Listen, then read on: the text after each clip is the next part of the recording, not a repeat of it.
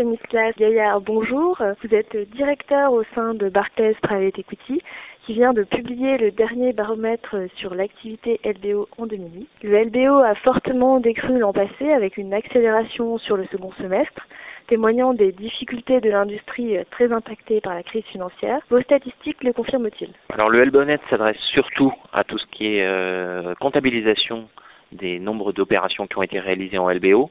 Cette année, effectivement, on a un léger recul de ce nombre de transactions.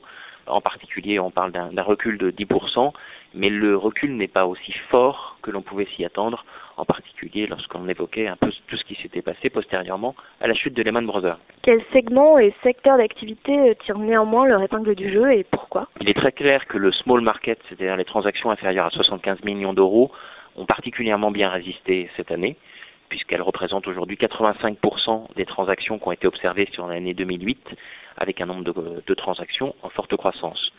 Deuxième point, on notera aussi une forte croissance cette fois-ci, à la fois en nombre de transactions et en pourcentage des opérations de build-up, puisque cette année, elles représentent jusqu'à 28% du total de transactions observées sur l'année 2008. L'accès au crédit reste-t-il toujours aussi difficile et si oui, que faut-il envisager pour soutenir les LBO en difficulté et en réaliser de nouveaux? C'est clair que sur l'année 2009, il faut s'attendre à un accès aussi restreint au crédit.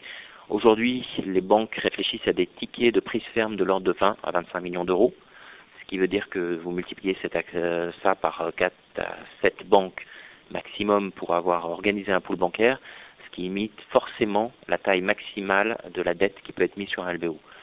Mais j'allais dire, en point positif, c'est qu'on a une évolution des marges. Je pense que la rentabilité sur le métier du LBO a fortement augmenté sur les derniers mois, ce renchérissement des marges et ce renchérissement des commissions. Donc aujourd'hui, il reste un peu à convaincre les comités de crédit que les dossiers sous LBO ne sont pas beaucoup plus risqués et ne sont pas moins mal gérés que les autres sociétés. Donc partant pour continuer désormais. En 2009, l'activité démarre très lentement avec une poignée de LBO mid-cap tels que Compin, Laiton ou Moret Industries. Faut-il s'attendre à une année catastrophique pour le LBO? Alors nous ne pensons pas. C'est vrai qu'on a un phénomène d'attente qu'on remarque tout particulièrement en ce début d'année, pour une raison simple, c'est que comme les sociétés du CAC 40, les sociétés sous LBO ont quelques difficultés à faire une prévision budgétaire qui sera confirmée par le current trading des 4 premiers mois.